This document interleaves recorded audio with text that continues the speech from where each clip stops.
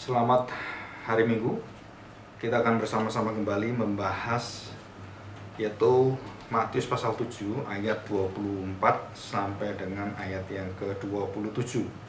Dan jika waktu yang ada bisa singkat dan bisa membahas ayat 28-29, kita akan bahas itu. Nah, kita akan bersama-sama membuka Matius pasal 7 ayat 24 sampai dengan ayat 27. Sebelum kita membaca firman Tuhan, kita masuk dalam doa. Mari kita berdoa bersama-sama. Kami bersyukur di hadapan-Mu Tuhan bahwa Engkau selalu memberikan satu pengajaran yang bagi orang-orang yang pintar menjadi sulit, dan bagi orang-orang yang sangat-sangat sederhana dikatakan bodoh. Firman-Mu itu begitu jelas, karena bukan masalah kepintaran atau kebodohan, tetapi roh yang ada dalam hati orang-orang yang Kau panggil, yang Kau cintai, yang Kau bukakan hatinya sehingga mengerti rahasia firman Tuhan. Merekalah orang-orang yang miskin di hadapan Tuhan, orang-orang yang penuh dengan rendah hati di hadapan Tuhan, orang-orang yang mau bersungguh-sungguh untuk mengenal Engkau dan mencintai Engkau sedalam-dalamnya. Maka di sanalah kami mendapatkan satu gambaran ilustrasi yang sangat indah hari ini. Dan kami mau belajar Tuhan pada ilustrasi yang ketiga dari awal, yaitu kami melihat adanya satu perbedaan jalan lebar dan jalan sempit. Kami melihat ada pohon yang baik dan pohon yang jahat, yang buahnya tidak baik. Dan kami juga melihat ada ilustrasi di tengah-tengah tentang kondisi keadaan bangsa Israel dan gereja ke depan, yang akan mengabarkan dua hal yang akan diterima dan akan memberikan kepada kita satu ujian, yaitu nabi-nabi yang palsu, Injil yang palsu, Mesias yang palsu, serta orang-orang pengajar-pengajar, profesor-profesor, guru-guru Injil yang palsu. Dan disitulah kita mendengar bahwa mereka tidak dikenal oleh Tuhan, karena di situ kita mendapatkan gambaran sangat jelas. Hanya orang yang taat, yaitu orang yang sungguh-sungguh, nabi yang taat, Injil yang sungguh-sungguh memberitakan firman Tuhan, yang taat kepada hati Bapa, dan itu yang diterima. Dan hari ini kami akan bahas tentang hal yang terakhir, yaitu hal yang terus akan memperbarui, memperlengkapi ilustrasi yang sangat indah ini dan sangat mudah dicerna, tetapi kedalaman firman Tuhan itu jauh melebihi daripada kata-katanya saja. Yaitu kami membahas satu hal yang sangat penting, yang kita bersama-sama akan memperlihatkan kepada kita satu kejadian dan bagaimanakah rumah-rumah itu diuji oleh Tuhan. Bangunan-bangunannya, sebaik apapun bangunan itu akan runtuh, rusak, dan roboh jika fondasi dasar yang di dalamnya, yang dikerjakan pada awalnya adalah fondasi yang benar-benar didirikan bukan di atas dasar yang kokoh batu karang, tetapi di atas pasir. Nah, apakah maknanya ini? Kami akan belajar bersama-sama. Biarlah Roh Tuhan memberikan pada kami pengertian dan juga rahasia-rahasia yang akan membawa kami semakin melekat dengan hati Tuhan. Dan pimpinlah kami Tuhan. Kami serahkan doa kami di dalam nama Tuhan kami Yesus Kristus. Amin. Mari kita buka pasal 7 ayat 24. Demikian bunyi firman Tuhan.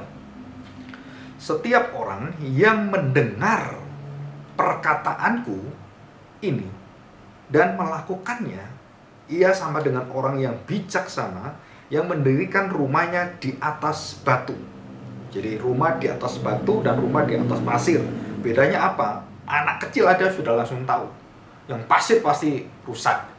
Nah, kapankah rusaknya? Ya pada saat terjadi ujian, badai, dan banjir. Otomatis itu terjadi secara sangat sederhana dan anak kecil langsung tahu. Ilustrasi Tuhan Yesus, gak usah repot-repot kita memanggil profesor, ahli teologi, nggak usah. Tuhan Yesus didengarkan anak kecil sampai orang yang dewasa, begitu sederhana. Dan juga bukan untuk anak kecil saja, bahkan untuk profesor pun itu bisa nggak ngerti perkataan Tuhan, karena mereka tertutup. Jadi saya ulangi, setiap orang yang mendengar perkataanku ini dan melakukannya, mendengar dan melakukannya, bukan mendengar kemudian udah ditinggal aja selesai. Mendengar dan melakukannya, dikatakan ia sama dengan orang yang bijaksana, yang mendirikan rumahnya di atas batu. Nah, kita akan belajar ini ya. Maksudnya apa? Yang 25, kemudian turunlah hujan dan datanglah banjir. Kenapa turun hujan datang banjir? Ya memang kondisi yang ada. Dan bisa hujan kecil, hujan besar, atau banjir yang biasa, banjir yang padang, dan macam-macam.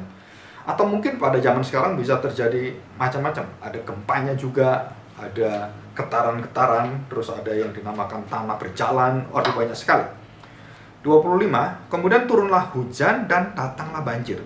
Hujan dan banjir. Ada hujan tidak banjir, tapi ini hujan banjir. Lalu angin, nah ditambah dengan angin melanda rumah itu. Angin sebesar apa? Ya mungkin angin topan, kalau lebih besar lagi ya tornado. Rumah-rumah yang didirikan di sana disapu bersih gitu. Lalu angin melanda rumah itu, tetapi rumah itu tidak rubuh sebab didirikan di atas batu. Jadi kokoh dasarnya. 26. Tetapi, nah ini kebalikan dengan ayat yang ke-24. Setiap orang yang mendengar perkataanku, nah ini tidak, tetapi setiap orang yang mendengar perkataanku ini dan tidak melakukannya.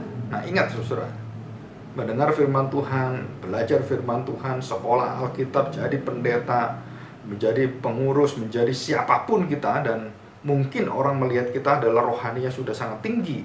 Tetapi setiap orang yang mendengar perkataanku ini dan tidak melakukannya, artinya tidak taat. Seperti yang Tuhan minta pada jalan sempit, yang Tuhan minta pada pohon yang baik dan buah yang baik, dengan jelas sekali bukan cuma daun-daun bunga-bunganya saja yang besar, yang indah, yang banyak, bukan, tetapi pohonnya, bukan dahannya, bukan rantingnya, bukan, tapi pohonnya yang utama. Dikatakan di sini, tetapi setiap orang yang mendengar perkataanku ini dan tidak melakukannya, tidak taat, tidak melakukannya, tidak menuruti, tidak berjalan pada jalan sempit, dan memang pohonnya bukan pohon yang baik. Ia sama dikatakan dengan orang yang bodoh yang mendirikan rumahnya di atas pasir. Orang mendirikan rumah di atas pasir itu gampang, jadi nancepinnya gampang, terus masukannya gampang, lebih gampang daripada di atas batu. Bagaimana kita membangun di atas batu? Dan itu kesulitan dan banyak sekali usaha, kualitas teknik yang tinggi sekali. Nah, perhatikan baik-baik ayat yang ke-27. Kemudian sama-sama turunlah hujan dan datanglah banjir. Lalu angin melanda rumah itu sehingga rubuhlah rumah itu dan hebatlah kerusakannya.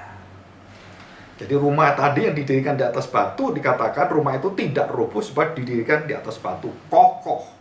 Orang semua melihat ini ambruk, ini kokoh. Kok bisa? Di atas pasir roboh, di atas batu atau batu yang batu karang dan batu-batu seperti itu. Nah, mereka tidak roboh karena fondasinya sangat kuat sekali dan tidak mungkin roboh. Dan ini melambangkan satu pekerjaan usaha manusia dan usaha berdasarkan anugerah Allah. Dan ini adalah satu ilustrasi yang sangat indah. Nah, kita sudah mendengar tentang dua jalan, tentang dua pintu yang levelnya sama, yang paralel. Terus kemudian dua macam pohon dengan diparalelkan nabi-nabi palsu, Injil palsu, dan orang-orang yang taat pada Tuhan, orang-orang yang mengerjakan Injil, orang-orang yang memberitakan Injil dengan baik. Nah, sekarang kita masuk dalam ilustrasi yang ketiga, yang terakhir.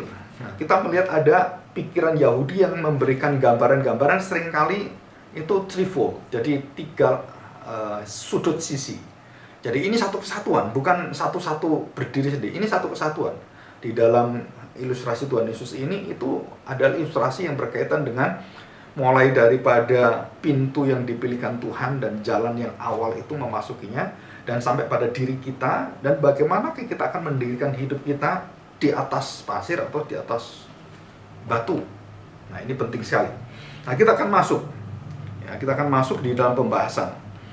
Perhatikan baik-baik. Apa yang penting di sini?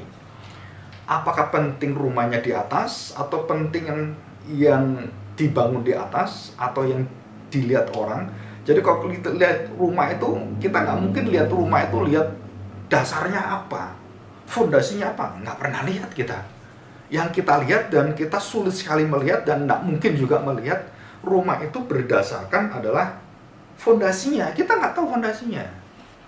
Dan orang berjalan pun melihat kemegahan dan kebaikan rumah itu, kamarnya begini, oh rumahnya bagus sekali, modelnya seperti ini. Dan ada rumah sederhana, rumah ini terlalu sederhana ya, nggak ada apa-apanya begini-begini.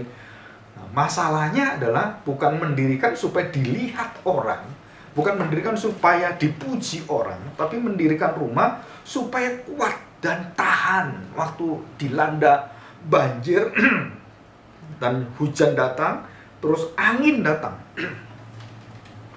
Jadi mulai dasar fondasi di bawah tergerus dengan air dan hujan dan dilanda banjir tadi, dan kemudian dikasih angin, ya udah brek itu aja. Dan apa yang terjadi? Roboh pasti. Nah, kita akan melihat di sini. Perhatikan baik-baik. Jadi apa yang dilihat oleh manusia adalah hal-hal yang bersifat yang didisplay, performance, appearance, yang nampak, yang diperformankan, yang ditunjukkan.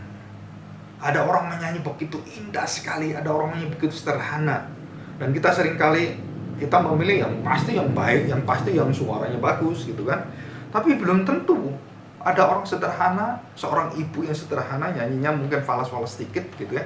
Lagunya sama, tapi dalam pergumulan hidupnya dia menyanyi dan dengan hati yang sungguh-sungguh dia mengenal Tuhan, dia mau berjalan bersama dengan orang yang memamerkan suaranya. Di gereja dia menyanyi, kemudian dia haus pujian. Nah, itu orang-orang mendirikan pelayanannya, hidupnya di atas pasir.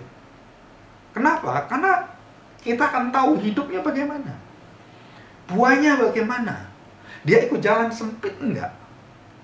Nah, kalau tidak, apa yang ditampilkan itu pasti roboh.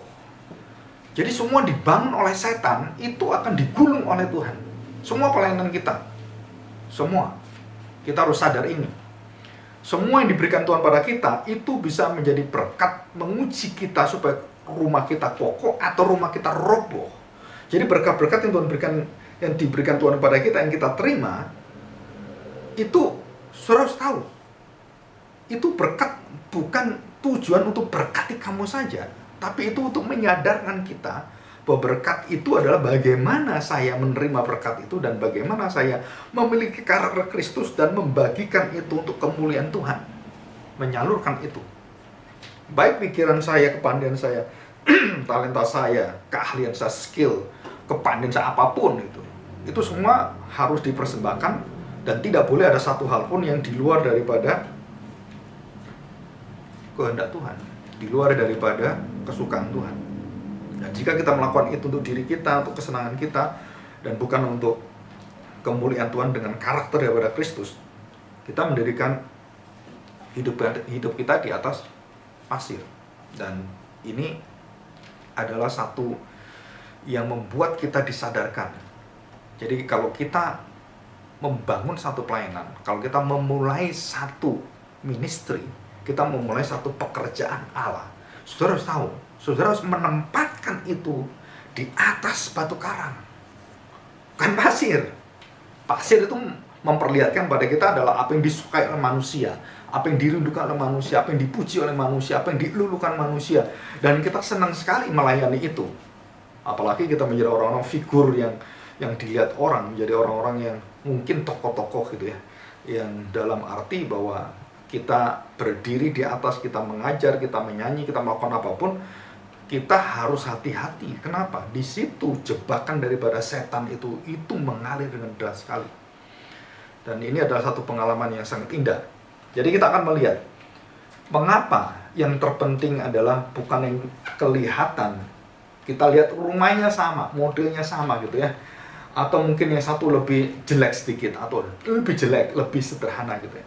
Nah, kita ukur apa? Kita semua melihat bahwa secara kasat mata kita membeli rumah, kita pasti membeli rumah yang dilihat oleh orang yang kita lihat bagus, yang kita lihat kemegahannya dan semuanya. Dan ini adalah satu ilustrasi gambaran Tuhan Yesus yang terjadi sehari-hari, dan itu menunjukkan satu ketajaman, satu tusukan dari Tuhan Yesus supaya kita tahu Tuhan mengukur kita dengan apa. Tuhan meminta kita supaya kita mau melangkah itu berdasarkan apa, kualitas hidup kita mau bangun di atas dasar apa. Begitu kita salah, seluruh yang kita bangun, anak-anak kita, semua pekerjaan kita runtuh semua, dan kita menangisi yang tiada guna. nggak ada gunanya nanti. Ya, banyak orang seperti ini, orang-orang Kristen. Jadi ukuran dan pengujian Allah vs ukuran dan pengujian manusia. Saudara perhatikan baik-baik. Man's eye atau dikatakan mata manusia dan God's eye itu bumi dan langit bedanya. Manusia bisa melihat secara yang terlihat, invisible. Allah melihat yang tidak terlihat.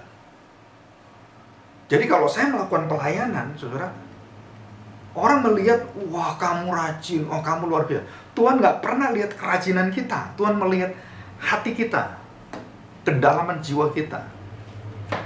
Jadi orang bisa ditipu dengan penampakan-penampakan keagamawian, kerohanian, pelayanan semuanya.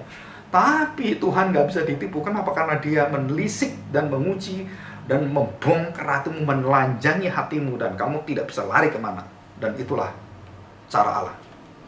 Jadi hujan, banjir, angin, 3 hal ini dihantamkan pada hidup kita. Dan bukan hanya orang dunia, orang Kristen juga dihantam semuanya dan tidak pilih kasih. Di dalam iman Kristen tidak ada iman Kristen tanpa ujian, tanpa badai, tanpa banjir, dan tanpa hujan. Dan semua akan menghadapi ini, dan Tuhan akan uji ini.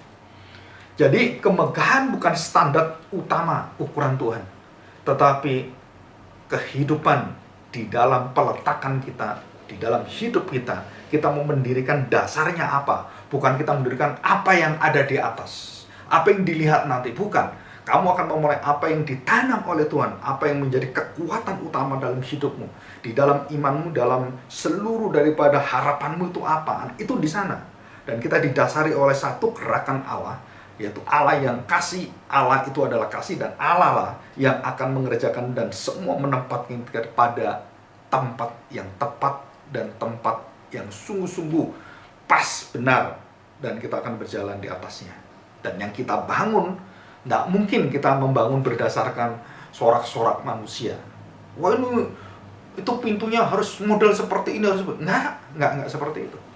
Ya, saya pernah melihat satu gereja sederhana dan gereja yang sangat-sangat mahal di dunia. Dulu termahal ya, gereja Crystal Church itu yang ada di Los Angeles, yang Robert Schuller ya. Dan saya pernah ke sana melihat semua, dan bagaimana itu keindahannya, dan bagaimana acara yang sangat-sangat memukau dan disiarkan ke seluruh dunia, dan dilihat berapa puluh juta manusia pada saat itu, dan setiap Natal itu mengagumkan sekali. Dan sekarang bangkrut, dijual. Ya, kondisi sekarang sudah ambruk secara finansial. Nah, sedangkan waktu saya melayani bersama-sama dengan beberapa rekan, termasuk hamba Tuhan yang ditempatkan di sana, ya, dengan pendeta Roni dan semuanya, dan juga anak-anak didik yang dari China yang bawa tanah itu. Dan kemudian kita berada di satu tempat, di satu gereja yang bukan gereja kita lihatnya. Itu satu gubuk yang kecil sekali, yang sederhana. Dan di sana berkumpul orang-orang, dan di situ ada tungku perapian. Dan saya diminta tidur bukan di bawah tanah karena dingin, karena saya mengajar di situ kan, mereka memberikan hak untuk tidur di atas tungku supaya hangat. Jadi di setel seperti itu. Jadi memang saya nggak terlalu kedinginan karena itu hangat di situ. Tapi anak-anak di situ tahan sekali. Dan itu bisa berjam-jam, berhari-hari, berminggu-minggu, dan tidak keluar, dan hanya makan, terus belajar, makan, belajar, terus. Dan mereka semangatnya begitu besar, begitu tinggi. Nah, bedakan antara gereja yang begitu megah yang ada di Amerika dengan gereja yang ada, gereja bawah tanah, yang apa adanya. Tapi di situ roh Tuhan, hati anak-anak Tuhan itu begitu bergelora, begitu berapi-api. Mana yang berhasil? Menurut pandangan kita, ya pasti yang Crystal Church di Amerika. Orang kagum, dimasukkan data gereja yang paling indah gitu ya. Dan gereja yang di bawah tanah itu apanya indah? Gak ada ininya, dikenal aja enggak. Dan itu banyak, ribuan gereja seperti itu di China. Dan di Amerika gereja yang seperti Crystal itu bijian aja. Dan inilah cara Allah, bukan kemegahan standar utama secara manusia dan pandangan manusia. Nah, saudara, kita akan belajar 2 hal penting di sini tentang bagaimana kita membangun rumah dan bagaimana kita melihat dasarnya dan polanya. Jadi yang pertama adalah penentu awal. First thing first. Ya, first thing first. Artinya sebelum kita belajar bahasa Inggris itu apa yang pertama kali kita pelajari, ya first thing first gitu ya. Dan itu banyak orang tidak tahu, preliminary remarks namanya dalam bahasa teologi. Nah, penentu awal, apa yang didahulukan, apa yang diutamakan, apa yang menjadi pertama yang mempengaruhi seluruh yang akan dibangun di atasnya. Nah, ini penting sekali. Yaitu apa? Peletakan fondasi bangunan. Nah, perhatikan baik-baik. Jadi kalau fondasi bangunan hidup kita, pelayanan kita, yang menempatkan adalah dan yang mengerjakan adalah, kalau itu gereja, aku yang mendirikan gereja, aku yang memberikan dasarnya, dan aku yang membangun semua tubuh Kristus yang ada di atasnya. Efesus pasal 4. Dan itu kita kaget sekali. Jadi bukan saya yang membangunnya, tetapi kekuatan roh Allah dan firman itu yang membangunnya. Dan sudah disediakan dasar hati yang beriman kepada Kristus yang mati bagi kita di atas kayu salib, di atas bukit Golgota, di atas bukit batu Golgota, dan di situ ditancapkan salib dan Yesus Tuhan kita ada di sana, dan di sanalah kita memulai karya kita, fondasi kita, dan di sanalah dibangun seluruh kehidupan kita. Apa yang didahulukan adalah batu yang menunjuk kepada dasar yang paling utama, yaitu Kristus. Dan sangat unik. Ini sangat unik, dan ini kita bisa hafal dengan sangat mudah. 1 Korintus pasal 3 ayat 11, 1 Korintus 11 ayat 3. Unik sekali. Dan mungkin ini satu, apa ya, saya pikir-pikir, loh ini kok gampang dihafal ya. Coba kita lihat 1 Korintus pasal 3 ayat 11 dan 1 Korintus 11 ayat 3. Ingat ya, 1 Korintus 3 11, 1 Korintus 11 ayat 3. Saya bacakan. 1 Korintus 3 ayat 11. Karena tidak ada seorang pun yang dapat meletakkan dasar lain pada dasar yang telah diletakkan, yaitu Yesus Kristus. Nah, kita bertanya sekarang, kita meletakkan dasar hidup kita apa? Saya ingin menjadi orang kaya, saya ingin menjadi orang pinter, saya ingin menjadi orang terkenal, saya ingin... Itu semua pasir semua. Itu semua pasir. Dan dikatakan jelas ini, karena tidak ada seorang pun yang dapat meletakkan dasar lain daripada dasar yang telah diletakkan, yaitu Yesus Kristus. Dan inilah batu kita, batu karang kita, Kristus. Jelas sekali. Terus nanti dari batu karang kita bangun tuh apa ke atasnya? Kita lihat pasal 11, 1 Korintus pasal 11 ayat 3, kebalikannya. Ya. Demikian. Ayat 3. Tetapi aku mau supaya kamu mengetahui hal ini, yaitu kepala dari tiap-tiap laki-laki ialah Kristus. Kepala dari tiap perempuan ialah laki-laki, dan kepala dari Kristus ialah Allah. Kepala menunjukkan sumber. Kepala menunjukkan otoritas. Kepala menunjukkan kepada satu perintah, satu otoritas. Jadi satu kedaulatan, satu perintah yang harus dijalankan. Dan tadi dikatakan tidak bisa meletakkan dasar kecuali dasarnya adalah Kristus. Dan jelas sekali. Dan kemudian kita membangun menuju kemana? Ada tujuannya. Rumah kita menjadi rumah yang apa? Untuk tropical. Berarti tropical itu artinya rumahnya tidak banyak bentuk-bentuk yang apa ini? Seperti tembok-tembok gitu ya, tetapi yang banyak sinarnya, dan kemudian ada tumbuh-tumbuhannya, dan semua dirancang seperti itu. Jadi ada temanya. Nah, tema kita di dalam hidup kita membangun itu temanya apa? Kita tidak diberi tema oleh Tuhan sakarepet kita dewe, seenak kita sendiri, semau gue gitu. Enggak. Sudah ditentukan semua oleh Tuhan. Dan semua yang dikatakan oleh Kristus bukan dikatakan dari dirinya. Itu merupakan satu hati kerinduan kehendak Bapaknya. Bukan dia. Aku tidak berkata-kata dari diriku sendiri. Dan itu jelas dalam Yohanes dikatakan demikian. Yang pasal 12, sudah bisa baca, pasal 14, sudah bisa baca juga. Dan itu jelas sekali. Jadi Tuhan Yesus tidak meletakkan dasarnya pada dirinya sendiri, tapi dia meletakkan dasarnya pada dasarnya adalah kepala dia adalah Allah Bapa. Dan kita mendasarkan kepada dasar yang sudah dibangun oleh Bapa. Di atas segala dasar adalah Kristus yang dasar kita. Dan dia juga kepala kita. Jadi mulai dasar awal sampai membangunnya, seluruh bangunan itu, seluruhnya bergerak dan seluruh energi itu menuju kepada keserupaan dengan Kristus. Dan itulah tujuan daripada iman Kristen. Jadi bukan keserupaan dengan tawaran dunia, dengan keinginan jemaat, dan semua dengan kata-kata yang mungkin membuat kita kemudian terusik dan terbawa emosi, dan kemudian kita mengingini sama seperti itu. Nah, itu adalah kesia-siaan sebenarnya. Jadi penentu awal itu penting sekali, dan kemudian kita tahu yang diutamakan, dipentingkan adalah fondasi yang pertama apa yang diletakkan oleh Tuhan, yaitu Kristus yang diletakkan. Fondasi bangunan itu bukan usaha membangun kita ke atas, bukan. Kita hanya mengikuti jalan sempit dengan taat, dan itu membangun hidup kita. Dan kita tahu bahwa karakter yang ada dalam diri kita adalah pohon, adalah Kristus, hidup saya adalah Kristus, maka semua yang saya kerjakan itu akan menyalurkan satu hasil yang akan berlimpah-limpah. Bukan dilihat oleh manusia, tapi dilihat oleh Tuhan. Dan ini penting sekali. Jadi fondasi permulaan terawal yang ditetapkan itu terpenting. Kenapa terpenting? Akan menjadi teruji dan kualitasnya akan terbaik.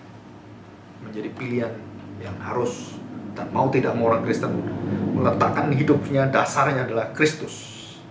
Nah, kita akan tahu ini. Nah, kita akan lihat ada satu ilustrasi yang sangat singkat ya. Alkitab memberikan satu suara yang didengar oleh beberapa orang tertentu, tetapi orang umum tidak dengar. Itu seperti suara gemuruh. Nah, saudara perhatikan baik-baik. Yang pertama, satu peristiwa yang sangat unik waktu Yohanes Baptis itu membaptis orang-orang yang bertobat, ya, proselyt itu artinya baptis pertobatan, dan dia memanggil, dan disitulah dia melihat yang dia nanti-nantikan. Dan dia katakan, lihatlah anak domba Allah. Kepadanya lah seluruh kenan Allah itu ada. Dan waktu Tuhan Yesus dibaptis selesai, dan dia kemudian muncul ya, dibaptis itu muncul, dan kemudian dia menghadap kepada Bapaknya dalam doanya itu. Disitulah Bapa itu dari surga nembus ke langit, dan seluruh batasan yang ada yang tidak pernah bisa dilalui oleh manusia, space ini dan galaksi-galaksi ribuan itu, dan nggak tahu itu bagaimana bisa keluar dari situ. Tapi Allah itu langsung tembus, dan Bapa sendiri yang mengatakan, inilah anakku yang kukasihi, dan kepadanya lah aku berkenan, dengarkanlah dia. Matius pasal 3:17, dan ada paralelnya. Dan juga pada waktu Tuhan Yesus pada pasal yang kedua itu, saudara, kita lihat 3 kali Tuhan Yesus menerima ini, perkataan ini. Dan yang kedua adalah peristiwa transfigurasi, Matius 11 ayat yang ke-20-27, dan di Lukas juga ada ya. Nah, di situ Tuhan Yesus memanggil Musa dan Elia, dan setelah itu apa? Ada suara dari surga yang menggelegar luar biasa dan mengatakan, inilah anakku yang kukasih. Dan sama dengan yang dibaptis, sama dengan yang dimuliakan di atas bukit sebelum Tuhan Yesus ke kayu salib, dan perkataan Tuhan jelas sekali, inilah anakku yang kukasih, dan satu-satunya anaknya tunggal, dan tidak ada anak yang lain. Kita bukan anak Allah, kita anak-anak adopsi Allah. Dan yang ketiga, dan banyak orang yang tidak tahu, adalah dalam Yohanes pasal 12. Kita lihat Yohanes pasal 12. Yohanes pasal 12 ayat 28 ya. Nah, saya akan bacakan ayat 26. Barang siapa melayani aku, ia harus mengikut aku. Jalannya, pintunya, jalan sempit. Dan di mana aku berada, di situ pun pelayanku akan berada. Barang siapa melayani aku, ia akan dihormati Bapa. Ayat 27, sekarang, saat ini, jiwaku terharu, dan apakah yang akan kukatakan? Bapa, selamatkanlah aku dari saat ini. Karena dia menuju kepada kematian dan penderitaan yang luar biasa. Dia minta itu? No, dia mengatakan tidak. Sebab untuk itulah aku datang dalam saat ini. Jadi itulah jalan yang diminta oleh Bapa. Dan dikatakan di sini, sekarang jiwaku terharu. Apa yang kukatakan, Bapak, selamatkanlah aku supaya tidak jalan ke sana. Tidak. Dan jelas sekali. Ini paralel dengan Petrus yang dienyahkan oleh Tuhan Yesus, diusir. Kenapa? Karena menolak Mesias, sang anak Allah itu, untuk mati dan disalibkan. Dan Tuhan katakan, tidak, sebab untuk itulah aku datang ke dalam saat ini, ke dalam dunia saat ini. Bapa, muliakanlah namamu. Maka terdengarlah suara dari surga. Bayangkan, ini suara bukan dari di bumi, bukan dari surga, itu didengar di bumi. Ini nggak ada peristiwa yang seperti ini Nabi dapatkan, nggak ada, saudara. Hanya anak Allah. Apa yang dikatakan? Aku telah memuliakannya dan aku akan memuliakannya lagi. Jadi Bapak memuliakan anak, dia memuliakan anak dalam hidupnya, dalam inkarnasinya, dalam kelahirannya, dalam pelayanannya. Dan Bapak senang sekali anak memuji Bapak, berdoa kepada Bapak dan menyenangkan Bapak, dan semakin senang, makin memuliakan. Dan puncaknya adalah Bapak menghendaki anak jalan yang paling memuliakan hati Bapak, yang puncaknya adalah kayu salib. Dan itulah bangunan kita, dan itulah bentuk daripada rumah kita, tubuh Kristus, bait Allah. Jadi di sini rumah itu menunjukkan pada baitnya, bait Allah, rumah Allah, dibangun di atas dasar Kristus, batu karang. Nah, yang di sana rumah siapa? Bukan rumah Allah, rumahmu, rumah nenekmu, dibangun di atas pasir. Roh pola semuanya. Ini adalah satu keindahan. Jadi Tuhan Yesus mendapatkan dasar dalam hidupnya, kenan dari Allah, kasih dari Allah, dan kemuliaan dari Allah dari awal dia hidup sampai dia mati. Kemuliaan Allah, from glory to glory, soli Deo Gloria. Dan itu puncak dari iman Kristen, iman daripada Kristus. Soli Deo Pater, soli Deo Father, dan itu tertinggi, ya. Nah, kita akan belajar yang kedua adalah dari penentu awal, sekarang penentu akhir. Diuji dari apa? Dari kualitasnya, tahan nggak? Terus kemudian kenyamanannya, aman nggak rumah itu? Nyaman nggak rumah itu? Apanya yang diuji? Kekokohannya, dasarnya. Jadi banjir, hujan itu menguji gentengnya, atapnya. Banjir menguji bawahnya. Angin apa? Menunjukkan kualitas kokohnya. Jadi tiga hal ini menghantam iman Kristen. Dari atas, dari banjir, kemudian sudah tahu angin yang mendorong itu dan merobohkan semuanya dan tuntas. Kebenaran rumah sejati, kualitas rumah yang sejati. Pengujian, penghakiman adalah keadilan Allah. Jadi orang Kristen yang tidak mau diuji, tidak mau dihakimi, tidak mau mendapatkan pengujian, testing dari Tuhan, maka tidak ada kekristenan yang berkualitas. Artinya palsu semua. Dan disinilah kita melihat apa yang dituntut Tuhan dalam keadilannya. Pada waktu kamu tidak taat pada Tuhan, waktu kamu sudah menjauh daripada Tuhan, kamu membangun yang salah, cepat-cepat robohkan dan balik lagi ke dasar yang utama, dasar Kristus. Jadi kalau saya melayani Tuhan berdasarkan keinginan saya, berdasarkan saya mau mendapatkan gelar S2. Jadi waktu saya mendapatkan kesempatan mengambil S2 beberapa kali itu, dan itu semua bukan satu keinginan, itu satu kesempatan Tuhan berikan. Sampai yang menawarkan itu sampai kadang-kadang, kamu tuh mau nggak gitu. Bukan soal mau nggak, karena saya waktu itu bekerja dan membiayai sendiri. Setelah ditanya, kamu kenapa keberatan? Nah, saya kan nggak bisa bayar, saya bisanya cuma sekian. Akhirnya Profesor Joseph Tong itu memberikan sponsor kepada saya. Dan saya masih ingat. Dan yang sponsori saya adalah waktu itu yang datang, yang memberikan semuanya itu adalah istrinya Pak Kaleb Tong. Dan saya dipanggil di rumahnya di Jalan Setiabudi waktu itu, ya. Dan saya diberi untuk pergi ke Amerika, saya diberi jaminan bahwa sekolah saya akan dijamin. Dan itu bukan usaha saya, dan itu Tuhan atur semuanya. Dan disitulah apa yang kita lakukan dengan tekun dan taat, ada waktunya Tuhan akan memberikan waktu kamu mau kemana. Dan itu bukan keinginan seperti orang-orang yang tergila-gila dengan S1, S2, S3 dan kemudian memamerkan itu sampai ditempel, ditunjukkan di fotokopi besar. Itu tidak tahu satu koran gitu ya. Untuk menunjukkan apa? Oh ini saya sekarang dokter loh Pak. Ada itu orang yang sudah dokter dipanggil pendeta saja nggak mau dia. Pak tolong, saya sudah dokter. Jadi pendeta itu dokternya tulis di sana. Nah bagi saya hal seperti ini, apakah itu betul-betul satu murni dari hati yang mau dibangun di atas batu karang?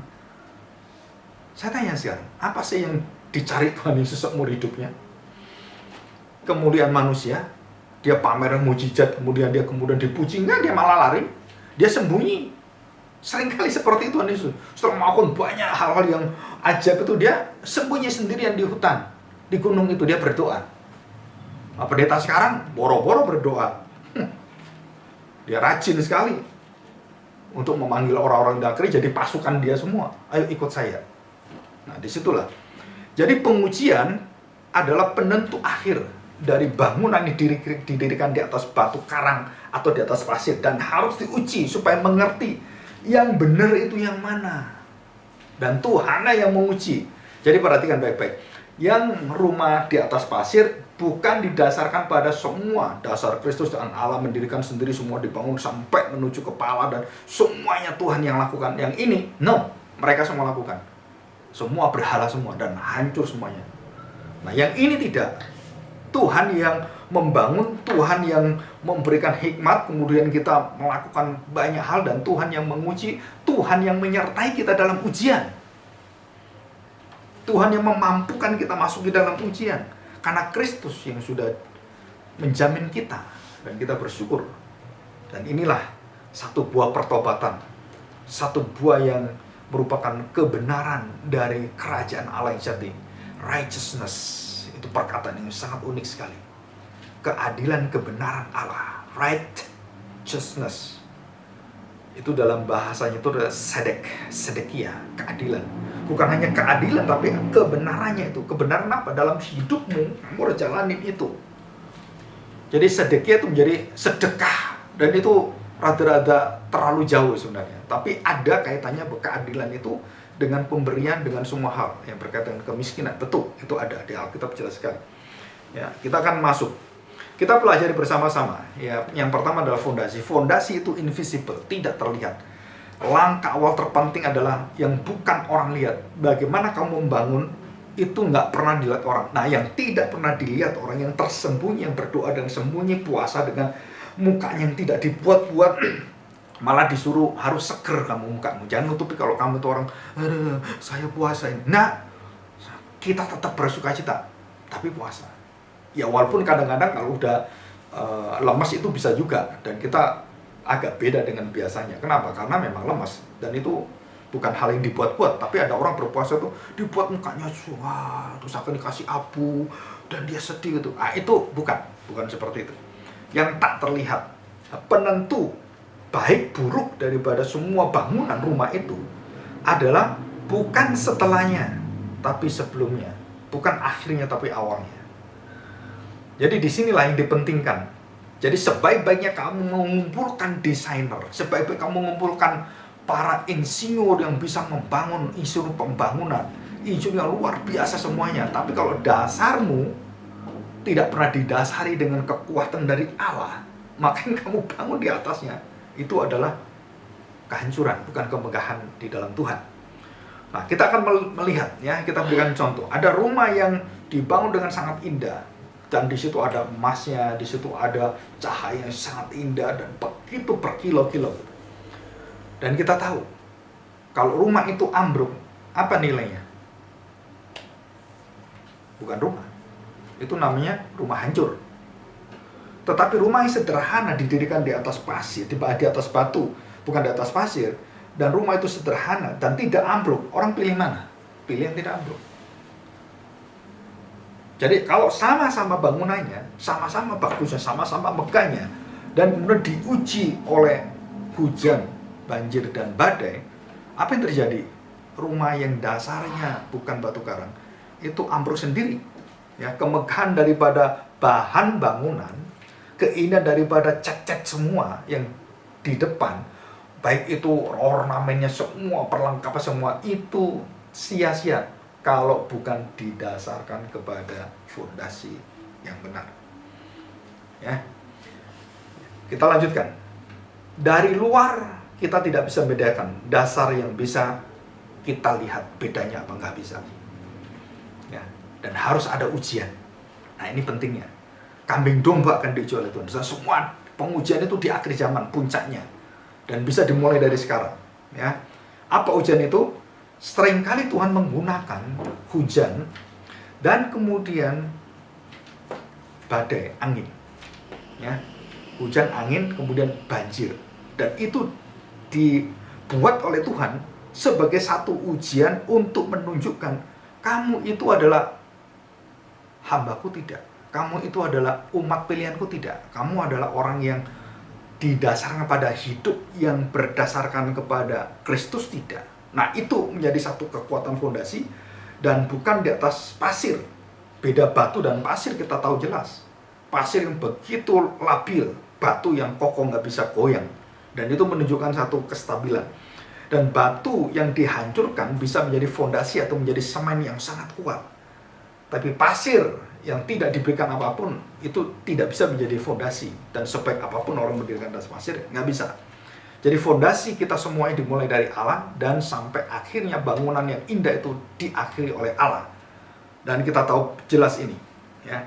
Nah, kebodohan dan kebijaksanaan yang kita lihat. Dari luar tampak perbedaan. Apa? Seringkali dunia itu kelihatan sangat bijak, membangun rumah luar biasa, membangun luar biasa. Tetapi waktu dilihat oleh Tuhan, bodoh semua itu. Sebaliknya, orang yang tidak memiliki apapun dalam seluruh hidupnya, dalam pelayanannya. Dan waktu kita melihat hatinya untuk Tuhan yang luar biasa dan orang itu sangat berkecukupan, bukan berkemewahan. Bukan berkelimpahan secara harta benda duniawi dan hal-hal makanan dan minuman, bukan. Tetapi dia hidupnya sederhana. Dan dia membagikan semua yang lain adalah untuk membantu dan memuliakan Allah dalam mengasihi sesama, menolong sesama dan semuanya. Dan itu sangat indah di hadapan Tuhan. Ya. Nah, kita akan melihat kepada kesimpulan. Ya, kesimpulannya. Seluruh penampakan external appearance, jadi penampakan yang terlihat yang di depan mata kita, kasat mata itu adalah bukan pintu masuk, not the entrance to the kingdom of God. Dan bukan menyatakan bahwa kita adalah orang yang dibangun di atas Kristus, dibangun bersama dengan Kristus, dibangun serupa dengan Kristus, perasaan hati dan emosi, pola pikir kita dan akal budi kita tidak sama sekali. Ya, kita akan melihat. Jadi appearance yang eksternal tidak menjadi syarat untuk masuk kerajaan Allah, dan itu merupakan satu tipuan sebenarnya. Tetapi internal obedience dengan sungguh-sungguh, walaupun sederhana, nggak bisa bangun yang mewah, atau bangun yang mewah tetap bukan karena kemewahannya, tetapi karena kerendahan hatinya. Bangunannya itu begitu indah, tetapi waktu diuji dia tetap kokoh. Jadi yang dipentingkan di sini bukan pola yang di atas, tapi pola di bawah. Allah adil menguji itu semua, dan rancangannya itu akan membongkar, akan memberitahu pada kita, ini loh rumah yang rusak, yang roboh dari pasir, dan ini loh rumah yang kokoh, yang kuat, yang kukuh. Saudara, jadi penghancuran itu menunjukkan kepada satu pengadilan Tuhan, dan satu sisi adalah menunjukkan pada kualitas kekokohan iman orang Kristen. Jadi orang-orang yang membangun bukan di atas Kristus, semua itu roboh, semua diuji Tuhan, dan semua berasal daripada hati mereka yang tidak mencintai Tuhan tapi mencintai diri sendiri. Dan disinilah kita tahu apa yang Tuhan robohkan di sana.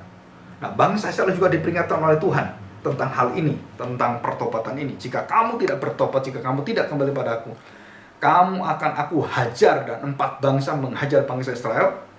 Yang pertama-tama itu adalah bangsa Kasdim yang kecil sebenarnya, tetapi itu mewakili satu bangsa besar di belakangnya, yang memulai dari awal dan begitu besar datang Babilonia, kemudian Media atau Asyur, dan yang ketiga adalah Yunani yang waktu itu menghancurkan Yerusalem, dan yang terakhir adalah Romawi. Jadi kita akan melihat Kristen yang otentik, Kristen yang sejati, Kristen yang betul-betul tulen, itu adalah Kristen yang tidak hidupnya didasarkan kepada apa yang nampak, apa yang disanjung oleh orang, apa yang dipuja oleh orang, bukan, tapi apa yang berkenan pada Tuhan. Dia taat kepada Tuhan, dan dia tidak tertipu dengan hal-hal yang ditawarkan oleh iblis, seperti Tuhan Yesus di dalam ujian yang diuji oleh iblis langsung, dan langsung berhadapan dengan iblis. Jadi satu-satunya manusia yang diuji langsung, ya, diuji langsung oleh iblis adalah Tuhan Yesus. Dan yang sebelumnya itu adalah Adam dan Hawa yang langsung, ya, yang langsung. Jadi Adam pertama dan Adam yang kedua. Dan di situ ini satu perbandingan, sama-sama diuji, dan ini didasarkan kepada keinginan pada dirinya, keinginan untuk menjadi seperti Allah. Kalau ini betul-betul meletakkan sebuah hidupnya pada Allah, bergantung pada Allah, bergantung pada Bapaknya, dan taat sampai mati. Dan ini enggak akhirnya mendapatkan kematian, taat sampai mati mendapatkan kehidupan dan kebangkitan yang membangkitkan orang-orang mati di dalam Dia, di dalam Tuhan Yesus. Dan bangsa-bangsa yang keji, kejam semua, yang biadab itu semuanya, Tuhan katakan, kalau kamu kembali kepadaku dan kamu bertobat, maka bangsa-bangsa itu semua akan aku hapuskan dari muka bumi. Luar biasa. Dan berapa kali dan berapa puluh kali bangsa Israel dihajar Tuhan, balik terus, dan Tuhan tetap setia menantikan pertobatannya. Dan kita bersyukur hari ini, ya. Kenapa bersyukur? Karena kita terus diberi kesempatan oleh Tuhan. Satu jaminan Tuhan setia menantikan kita. Dan juga Tuhan adil mengingatkan kita, kamu akan diuji, dan hidupmu akan ditolong oleh Tuhan, disertai oleh Tuhan. Dan dikatakan, aku sekali-sekali tidak akan meninggalkan engkau, aku sekali-sekali tidak membiarkan engkau. Saudara, ini luar biasa. Aku mengikat perjanjian, dan bukan dengan usahamu tapi dengan aku. Dan itulah perjanjian baru yang sudah ada intisarinya, sudah ada rohnya, sudah ada jiwanya dalam Taurat, dalam diri Musa, dalam Abraham. Melihat semua Injil, mereka melihat Kristus, Injil semua, berita sukacita yang besar itu. Mereka menantikan itu. Dan jelas sekali dalam tulisan-tulisan itu, Musa menunjuk kepada Kristus, Abraham, termasuk Adam dan semuanya. Dan kita bersukacita, Kristuslah bangunan dan dasar dari seluruh hidup kita. Dan Kristuslah yang akan memulai dari dasar, dan dialah kepala yang akan menyempurnakan semua pekerjaan yang dibangun di atas seluruh hidupnya, dan memurnikan, menyucikan seluruh kelemahan-kelemahan dosa kita yang seringkali memberontak dan tidak seiring, seringkali kita gelisah, seringkali kita tawar hati, kecut hati, kita penuh dengan kekhawatiran. Dan di situ Tuhan itu memberikan rohnya supaya kita dipimpin dalam kebenaran, kita dinasehati, kita dihibur, kita dikuatkan, dan kita dibangun kembali, saudara. Dan itulah rumah yang didirikan di atas batu, saudara. Batu karang, Kristus. Dan kita masuk dalam doa dan kita bersyukur.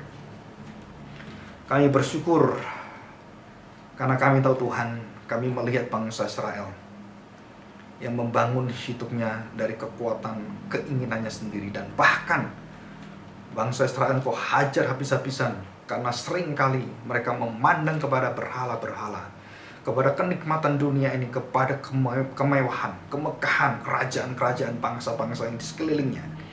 Tetapi kami tahu Tuhan, apa yang didirikan oleh anak-Mu Sang Mesias, yang didirikan di atas batu yang kekal itu, Dia mendirikan suatu kerajaan yang bukan seperti dunia ini menyediakan. Satu kerajaan yang dimulai dengan satu tahta. Sang Raja datang, dimulai dari palungan sampai kepada kayu salib. Dan semua ini tidak pernah ada raja yang pernah dari awal hidupnya sampai akhir hidupnya dimulai dengan penghinaan, penderitaan, dan kesakitan yang luar biasa. Dan kami percaya Tuhan, semua raja adalah dibela oleh rakyatnya. Semua raja dipuja-puja oleh rakyatnya. Dan kita tahu Tuhan Yesus tidak ada satu bangsa yang memuja dia. Hanya pasangan-pasangan, hanya gembala. Dan Tuhan datangkan raja-raja yang mewakili 3 macam kerajaan di muka bumi ini, datang orang Majus. Tetapi bangsanya sendiri sampai kayu salib menolak dia. Sungguh ironi. Tetapi inilah rumah yang didirikan di atas batu karang. Batu yang kekal, batu keselamatan. Terima kasih Tuhan. Di dalam nama Tuhan Yesus,